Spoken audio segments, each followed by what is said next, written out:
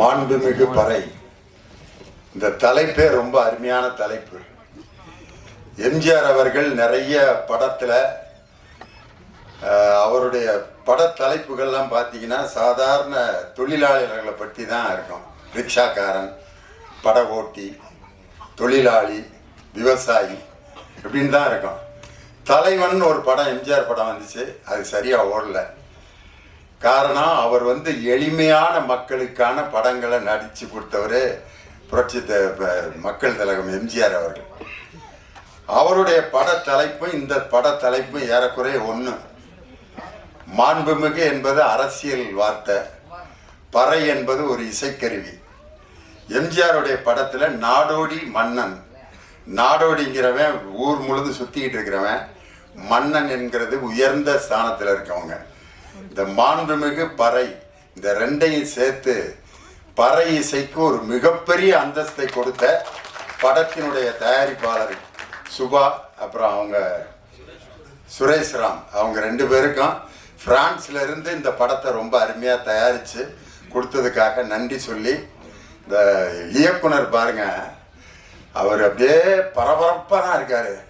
என்னை கூப்பிட்றப்ப கூட, வணக்கம் சார், 18ஆம் தேதி வந்துடுங்க சார் அப்படின்ட்டு அழைப்புதல் கொடுக்கறதுக்கே இவ்வளோ பரபரப்பாக இருக்காரு. படம் டைரக்ட் பண்ணுறப்ப எப்படி இருந்திருப்பாருன்னு யோசிக்கிறேன் நான். அப்படிப்பட்ட ஒரு சுறுசுறுப்பான ஒரு தம்பி விஜய் சுகுமாரன் அவருடைய இயக்கத்தில் இந்த படம் வந்திருக்கிறது ரொம்ப சந்தோஷம். நம்ம மேடையில் உட்காந்துருக்க ஒவ்வொருத்தரை பற்றியும் தனித்தனியாக பேசணும்னு ஆசை.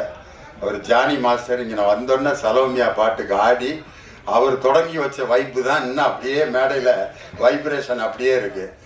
அதற்கு முன்னாடி நம்ம வேலு ஆசான் பார்த்தீங்கன்னா, எனக்கு தெரிஞ்ச ஒரு கலைஞர் கூட்டத்தில் இருக்க அவ்வளவு பேரையும் தன் பக்கம் கவர்ந்து தனக்காக கைதட்ட வச்ச ஒரு அற்புதமான ஒரு வாத்தியார். அவர் ஒரு 5 நிமிஷத்தில் எவ்வளோ பெரிய மேட்ரை பண்ணிட்டாருன்ட்டு ரொம்ப சந்தோஷப்பட்டேன். அதே மாதிரி நம்ம கணேஷ் பாபு சார், அவர் என்னுடைய ரசிகருங்கும் போது ரொம்ப சந்தோஷம். நம்ம அன்பு தம்பி ஸ்ரீகாந்த் தேவாவுக்கு தேசிய விருது வாங்கி கொடுத்துருக்காரு. ஸ்ரீகாந்த் தேவாவோட பாட்டெல்லாம் கேட்டாலே இந்த ஒரு மாதிரி இந்த கோமா ஸ்டேஜில் இருக்கவங்க கூட அந்த இதெல்லாம் பிச்சு போட்டு இந்த வர்றேன் அப்படிங்கிற மாதிரி இருக்கு. அந்த பம்பர கண்ணாலைங்கிற பாட்டு சந்திரபாபு ஐயா பாடினது, அதை இவர் பாணிக்கு மாற்றி எப்படி ஒரு வைப்போட கொடுத்தாரு.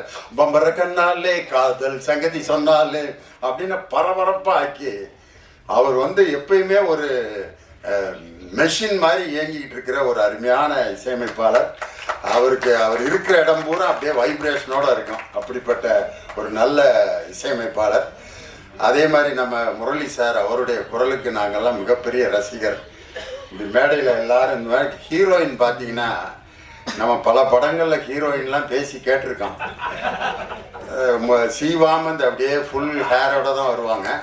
அந்த ஹேர் முன்னாடி வந்துக்கிட்டே இருக்கேன், அதை பின்னால் அப்பப்போ தள்ளி விட்டுக்கிட்டே இருக்கேன். நான் இந்த படத்தில் நடித்தது எதுக்குன்னா அந்த ஹேர் இங்கே வந்துடும், அப்புறம் அப்படியே பின்னால் தள்ளி விட்டேன். நான் அதை பேசாமல் இழுத்து ரப்பர் பேண்ட் போட்டு பேசாமல் இருந்திருக்கலாம். ஒவ்வொரு வாக்கியத்துக்கும் அதை ஏன் இப்படி பின்னாடி தான், அது ஒரு ஃபேஷன் ஆகிப்போச்சு. ஆனால் நம்ம காயத்ரி ரமா எவ்வளோ அழகாக ஒரு தமிழ் பொண்ணு மாதிரி ஜட பின்னி கிளிப் வச்சு அந்த வேலையே இல்லாமல் அவங்க பேசின தமிழும் ரொம்ப அழகாக இருந்துச்சு. கிளைமேக்ஸில் ரொம்ப அருமையாக நடிச்சிருக்காங்கன்னு சொன்னாங்க. என் பையன் நடித்த படத்துக்கு நானே பேசுகிறது எப்படின்னா, என் மகன் என் கிளாஸில் இருக்கான், அவன் பேப்பரை நான் திருத்துறப்ப எப்படி இருந்திருக்கேன் யோசனை பண்ணி பாருங்க. அவன் என்ன எழுதினாலும் மார்க் போட்டு தான் ஆகணும். காரணம், இதே மாதிரி தான் ஒரு அப்பா தன்னுடைய மகன் பேப்பரை திருத்திக்கிட்டு இருக்காரு. தமிழ் வாத்தியார் அவர் என் பக்கத்தில் உட்காந்து திருத்திக்கிட்டு இருக்காரு. மாத்திரை என்றால் என்ன அப்படின்னு இலக்கணத்தில் ஒன்று இருக்கு. எழுத்தினுடைய அந்த டைமிங், இக் அப்படிங்கிறது அரை மாத்திரை, காங்கிறது ஒரு மாத்திரை, காங்கிறது 2 மாத்திரை அப்படிம்பாங்க. அதை சொல்லி எழுதணும். மாத்திரை என்றால் என்ன, எடுத்துக்காட்டுகளுடன் விளக்குக. அவன் மறந்துட்டான் படித்ததை, அவனுக்கு தெரிஞ்ச மாத்திரை எழுதியிருக்கான். மாத்திரை என்பது நோய் வந்தால் கொடுக்கப்படும் ஒரு வில்லை. இது அரசாங்க மருத்துவமனையில் இலவசமாக கிடைக்கும். மெடிக்கல் ஸ்டோரிலே காசு கொடுத்தால் தான் கொடுப்பார்கள். அரசாங்க மருத்துவமனையில் கொடுக்கப்படும் மாத்திரையில் தானா ஆனா என்று எழுதியிருக்கும். இதுதான் மாத்திரை அப்படின்னு எழுதிட்டாங்க. ஆனா உண்மையிலே அவனுக்கு மார்க் கொடுத்து தான் ஆகணும். தமிழ் இலக்கணத்தில் மாத்திரை என்றால் என்னன்னா கேட்டிருந்தாங்க. இல்ல மாத்திரன்னு கேட்டிருந்தா எழுதியிருந்தாங்க. பெத்த அப்பே ரைட்டு போட்டு மார்க்க போட்டான் 5க்கு 5. இப்போ என் பையன் நடித்த படத்துக்கு நானே போய் பாராட்டி பேசுறது அவ்வளவு நல்லா இருக்காது.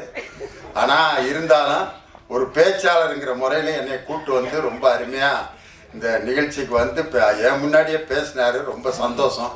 இந்த 2 அப்பா அம்மா இன்னைக்கு மேடையில் ஒன்றா இருக்கான். நான் என் பையன் தேவா ஐயா அவருடைய சன்னு 2 தலைமுறையும் ஒரே இடத்துல சந்தித்தது ரொம்ப சந்தோஷம். நம்ம தேனிசை தென்றல் தேவா சாரு எங்கள் குடும்பத்தில் ரொம்ப ஒன்றுக்குள்ள ஒன்று. காரணம் அவரோட பாட்டை சொல்லி தான் பயங்கர பட்டிமன்றத்தில் ஹிட்டானோம்.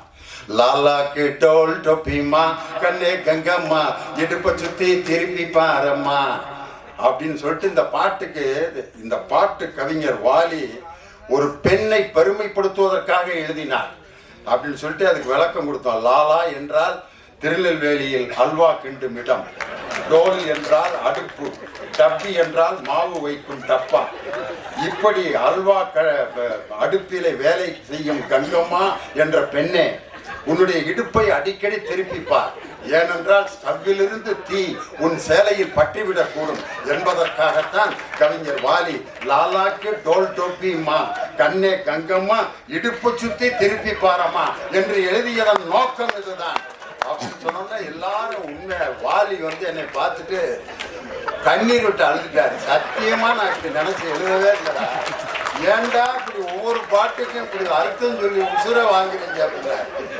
அந்த பாட்டு தேவாண்ணன் பாட்டு அன்னைக்கு தொடங்கினதுதான். அவருடைய பாட்டு எத்தனையோ பாட்டு மேடையில் பாடியிருக்கேன். பஞ்சு மிட்டாய் சீலை கட்டி பச்சை வண்ண ரவிக்க போட்டு கஞ்சி கொண்டு போறவளே நெஞ்சுக்குள்ள நீ வாரியா அடவாரி விட்டாக்க வரவழைச்சாக்க மடிதறிஞ்சாக்க வாரேன் பொங்க சிங்சா சிங்சா சிங்சா சிங். 2 பாட்டையும் ஐயா தான் மியூசிக் போட்டார்.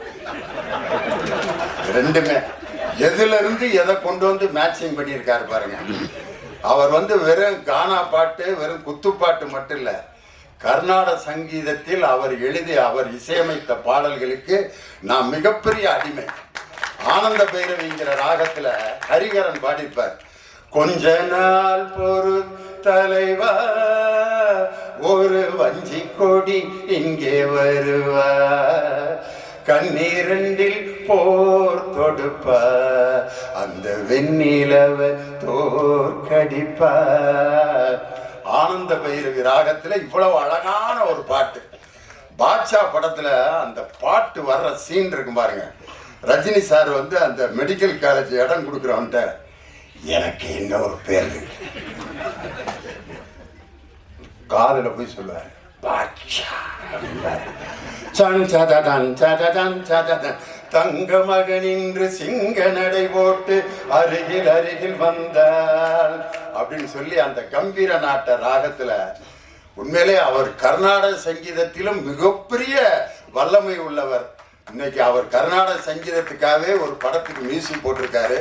அந்த படம் மிகப்பெரிய சங்கராபரணம் மாதிரி வெற்றி அடையணும்னு சொல்லி நம்ம தேவா சாருக்கு என்னுடைய மனமார்ந்த நன்றி.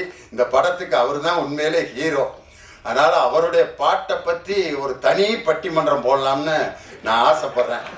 அவர் கூடயே அவருடைய இசைக்குழுவோடு வச்சு மெல்லிசை மன்னரும் நகைச்சுவை தென்றலும்னு MSV ஐயா கூட ஒரு 14 வாரம் விஜய் டிவியில் ப்ரோக்ராம் பண்ணான். இனி அடுத்து தேனிசை தென்றலும் நகைச்சுவை தென்றலும் சொல்லி நானும் தேவா சாரும் சேர்ந்து ஒரு ப்ரோக்ராம் பண்ணணும்னு சொல்லி எனக்கு ரொம்ப ஆசை. அந்த கனவை வந்து நனவாக்கணும்னு ரொம்ப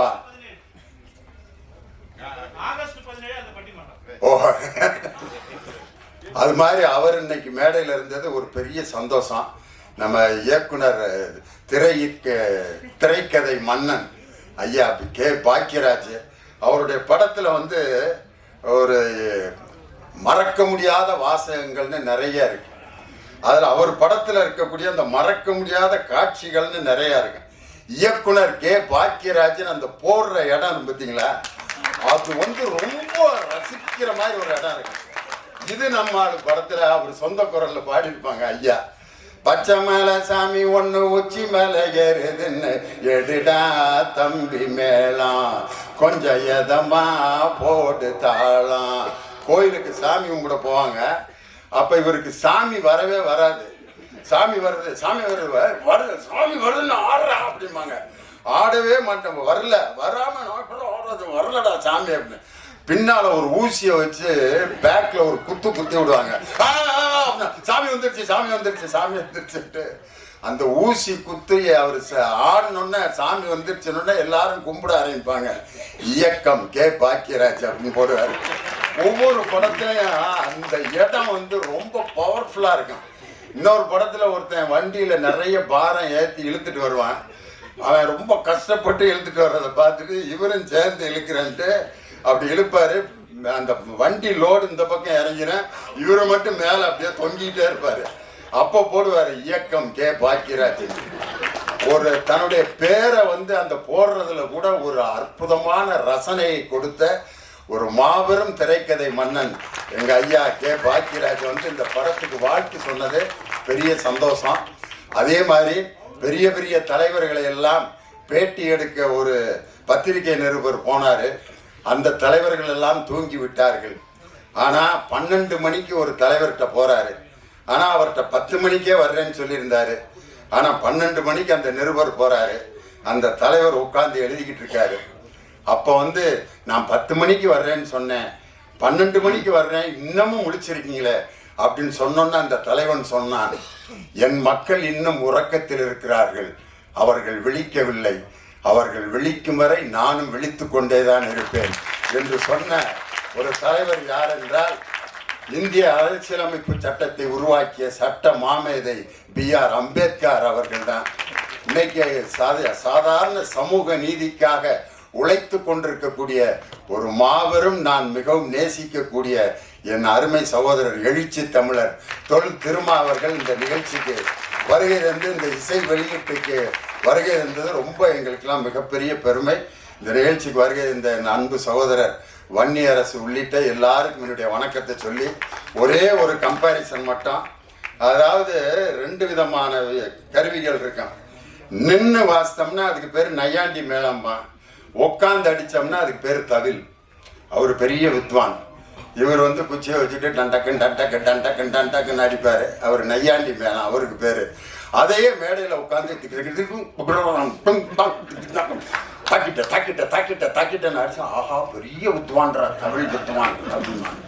அதே மாதிரி நாயனம் கீழே நின்று கரகாட்டத்துக்கு ஊதுவார், அதுக்கு பேர் நாயனம்பாங்க. அதையே மேடையில் உட்காந்து அப்படின்னா நாதஸ்வர வித்வான் அவருக்கு பேர். நின்று வாசிச்சா அவர் வந்து நையாண்டி மேளம் நாயனா. ஆனா உட்காந்து வாசித்தா அதுக்கே இன்னொரு பேரு. அதே மாதிரிதான் இந்த தப்பாட்டத்தை வந்து உட்காந்து நீங்க வாசிக்க முடியுமா? யாராவது ஐயாட்ட கேட்கிறேன், உட்காந்து அடிக்க முடியுமா? ஐயா முடியவே முடியாது. அதுக்கு ஒரு எனர்ஜி இல்லாம தப்பாட்டத்தை யாராலும் வாசிக்கவே முடியாது. ஐயா வந்து இப்படி வாசிக்கிட்டே இருந்தவர் திடீர்னு இப்படி ஒரு மூமெண்ட் கொடுத்தாரு பாருங்க, கூட்டமே அப்படியே லேசா அப்படியே அவர் கூட அப்படியே ஆடிச்சு. அதே மாதிரி நம்ம ஆழி இசைக்குழு அடாடாடா பெர்ஃபார்மன்ஸு உண்மையிலே அந்த தப்பாட்டத்துக்குன்னு ஒரு யூனிஃபார்ம் இருக்கான். ஆனா எல்லாம் ஜீன்ஸ் பேண்ட்டு டிஷர்ட் போட்டு நார்த் ஸ்டார் ஷூ போட்டு அவங்க வாசித்த அந்த அழகு கலை ரொம்ப எழிலுக்கு என்னுடைய மனமார்ந்த வாழ்த்துக்களும் பாராட்டுக்கலாம். அதனால இந்த நிகழ்ச்சிக்கு வருகை வந்து இந்த அருமையான இசை நிகழ்ச்சியில தப்பாட்டங்கிறது எல்லா இடத்துலயும் இந்த தப்பு இசை வந்துகிட்டே இருக்கும். இளையராஜா சார் புன்னகை மன்னன் படத்துல ஒரு பாட்டு போட்டிருப்பாரு, ரேவதி டான்ஸ் ஆடி இருப்பாங்க. கவிதை கேளுங்கள் கருவில் பிறந்தது ராகம், நடனம் பாருங்கள் இதுவும் ஒரு வகை ராகம். அதுல இடையில வரும் தப்பாட்டம், ஜகன ஜகன ஜம் ஜம் தக ஜகன ஜகன ஜம், ஜகன ஜகன ஜம் ஜம் தக ஜகன ஜகன ஜம், ஜகன ஜகன ஜம் ஜம் தக ஜகன ஜகன ஜம், ஜகன ஜகன ஜம் ஜம் தக ஜகன ஜகன ஜம். ஆனா அதுல ரேவதி பரதநாட்டியம் ஆடுவாங்க. ஆனா இது உண்மையிலே இது எங்கிருந்து பிறந்தது என்றால் ஒரு தப்பு, அதாவது பறை இசையிலிருந்து கிளம்பியதுதான் இந்த அருமையான தாளம், ஜதி எல்லாமே. அதே மாதிரி இன்னொரு படத்துல ராமராஜன் ஐயா பாடுறப்போ ஒரு காதல் பாட்டுல ஜிஞ்சனக்கு ஜனக்கு நான் சொல்லித்தரேன் கணக்கு, மனைவி கிட்ட கணக்கு சொல்றதுக்கு கூட ஜிஞ்சனக்கு ஜனக்கு தான். அது கூட பாருங்க, அதுக்கு பேர் காதல் பறை, ஜிஞ்சனக்கு ஜனக்கு நான் சொல்லித்தர்றேன் கணக்கு அப்படின்னு. அதனால எல்லா பாடல்களிலும் இந்த பறை இசை என்பது மனிதன், தமிழன் மற்றும் மனிதன் தோன்றிய அந்த காலகட்டத்திலே தோன்றிய முதல் இசை எது என்றால் அது பறை இசைதான் என்பதற்கு இதுதான் எடுத்துக்காட்டு. அதனாலதான் திருக்குறள்ல குழல் இனிது யாழ் இனிது அப்படின்ற குழல் யாழ் ரெண்டுலையும் பாருங்க சிறப்பு நகரம் இருக்கும். முழவு அப்படிங்கிற வார்த்தையிலே சிறப்பு நகரம் இருக்கும். இந்த மூன்று கருவிகளும் பாருங்க, குழல்ங்கிறது ஊதுற கருவி, யாழ்ங்கிறது கம்பி கருவி, முழவுங்கிறது தோல் கருவி. இந்த மூணுலையும் தமிழுக்கு வரக்கூடிய சிறப்பு நகரம் இருக்கு அப்படின்னு சொன்னா இசையின் மூல ஆதார மொழி எது என்று சொன்னால் குழல் இனிது யாழ் இனிது என்று வள்ளுவரே எழுதியிருக்காருனா 2000 ஆண்டுகளுக்கு முன்பே இசையில் தோன்றிய இனம் தமிழ் இனம்தான். அவனால் உருவாக்கப்பட்ட இசை இந்த பறை இசை. அதனால அந்த மிருதங்கத்தில எல்லாம் பார்த்தீங்கன்னா வார் பிடிக்கிறது, சுதி சேர்க்கறது எல்லாம் சொல்லுவாங்க. பறையில எல்லாம் சுதி சேர்க்கறது ஒன்றும் கிடையாது. நெருப்பை மூட்டி ஒரு காய்ச்சுவாங்க, டங் டங் டங் டங் டங். இன்னைக்கு பனியில இருந்தனால தண்டாக்க தண்டாக்க தண்டாங்க எழிலோட அது ரொம்ப ஒரு நெருப்புல மட்டும் காய்ச்சி இருந்தா இன்னைக்கு இந்த இடமே அப்படி அதிர்வு இருந்திருக்கான். அதுல அந்த வார் பிடிக்கிறதுங்கிறத தில்லான மோனம்பால் படத்துல நாகேஷ் பார்த்தீங்கன்னா அதுல சவுடால் வைத்தியா நடிச்சிருப்பாரு. ஏண்டா அம்பே சண்முக சுந்தரம் மகாராஜா ஊதுறது கூப்பிடுறாரு, வர்றாடா ஏண்டிமா மோகனா இங்க மகாராஜா கூப்பிட்டுருக்காரு வந்துட்டு இருக்காடா அப்படின்னு பேசிட்டே இருப்பாரு. அப்ப பாலையா சொல்வாரு, இந்த நரம்பு பயலை வார் புட்டுச்சா எல்லாம் சரியா போயிடும்டா அப்படின்பாரு. அந்த நாயச நரம்பு பயலை வார் புடிச்சாம்பார். அந்த மிருதங்கத்துல சுருதி சேர்க்கறதுன்னு ஒரு இடம் இருக்கு. ஆனா பறை இசைக்கு அப்படிலாம் இல்லை. மக்களுடைய எண்ணங்களிலும் மகிழ்ச்சியிலும் ஒவ்வொரு விஷயத்திலும் உருவானது இந்த பறை இசை. விலங்குகளிடமிருந்து தன்னை காப்பாற்றுவதற்காகவும் மற்றவர்களுக்கு செய்திகளை அறிவிப்பதற்காகவும் உருவாக்கப்பட்ட இசை இந்த பறை இசை. எங்க ஊர்ல இந்த பறை இசை எப்படி பயன்படுத்தினாங்கன்னா 2 குரூப்புக்கு இடையில திருவிழாவில் சண்டை வந்துருச்சு. அடிச்சு கொல்லாம விட மாட்டான் கத்திக்கிட்டு இருக்கான். அதுங்க எங்க ஊர் நாட்டாம்காரர் வந்தாரு. எப்படா இவங்களை ஸ்டாப் பண்றதுன்னா பறை இசை கலைஞர்கள் ஒரு 50 பேரை 20 பேர் இருந்தாங்க.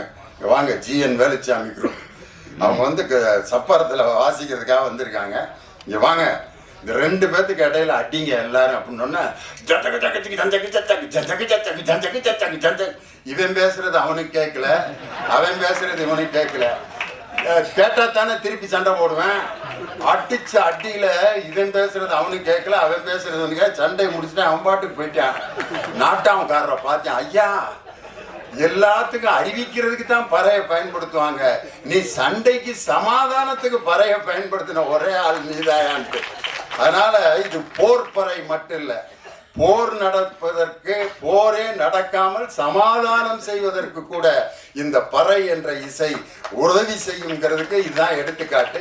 அப்படிப்பட்ட அருமையான பறை இசையை பற்றிய இந்த மாண்புமிகு பறை என்ற படம் டிசம்பர் 12ஆம் தேதி அன்னைக்கு ரிலீஸ் ஆகுது. சூப்பர் ஸ்டார் வந்து சூப்பர் ஸ்டாரோட ரசிகன் எங்க ஐயா தேனிசை தென்றல் தேவான்னு சொன்னாங்க. நான் அதை மாற்றி சொல்றேன், சூப்பர் ஸ்டாரோட ரசிகன் ஐயா இல்லை, தேவாவோட ரசிகன் சூப்பர் ஸ்டார் ரஜினிகாந்த். காரணம் அவருடைய தேவாதி தேவா அப்படிங்கிற அந்த நிகழ்ச்சிக்கு அவர் வருகை தந்து அந்த தஞ்சாவூர் மண்ணை எடுத்துங்கிற பாட்டை அந்த சிங்கப்பூர் அதிபர் நான் சாகும்போது இந்த பாட்டை போட்டுட்டு தான் நான் என்னுடைய பாடியை அடக்கம் பண்ணணும்னு சொல்ற அளவுக்கு ஒரு சிங்கப்பூர் அதிபர் இறக்கும் போது கூட தேவான்யம் பாட்டை இறந்த பிறகு கூட கேட்டு தான் அடக்கம் போயிருக்காருன்னா எப்படிப்பட்ட ரசிகர்களை எல்லாம் அவர் இந்த உலகம் முழுவதும் சம்பாதித்து இருக்கிறார் அப்படிங்கிறத பார்த்துட்டு அவர்தான் இந்த படத்தினுடைய என் மகனை விட அவர்தான் இந்த படத்தினுடைய கதாநாயகன் என்று சொல்லி இந்த நல்ல வாய்ப்பை கொடுத்த எல்லோருக்கும் என்னுடைய வணக்கத்தை சொல்லி எங்களுடைய அழைப்பை ஏற்று வருகை தந்த எங்கள் அன்பு சகோதரர் எழுச்சி தமிழர் இந்தியா அப்படிங்கிற அந்த கூட்டணியில் இந்தியாங்கிற அந்த இந்துல மேல இருக்கிற ஒரு புள்ளி இருக்கு பாருங்க, அந்த புள்ளி தான் என் அருமை சகோதரர் தொல் திருமா அவர்கள். அந்த புள்ளியை எடுத்துட்டா இனதியான் மாறிடும். அதனால இந்தியாங்கிற அந்த வார்த்தையில் இருக்கும் புள்ளி தான் என் அருமை சகோதரர். கருப்பு, சிவப்பு, நீலம் மூன்றும் சேர்ந்து இந்த இந்தியாவில் சமூக நீதியை கொண்டு வரும் என்ற ஆழ்ந்த நம்பிக்கையில் எங்கள் அருமை சகோதரர் தொல் திருமா அவர்களை இந்த நிகழ்ச்சிக்கு வருகை இருந்ததற்காக பலமுறை அவருக்கு எங்கள் குடும்பத்தின் சார்பாக இந்த டீம் சார்பாக நன்றி சொல்லி உங்களிடமிருந்து விடைபெறுகிறேன்.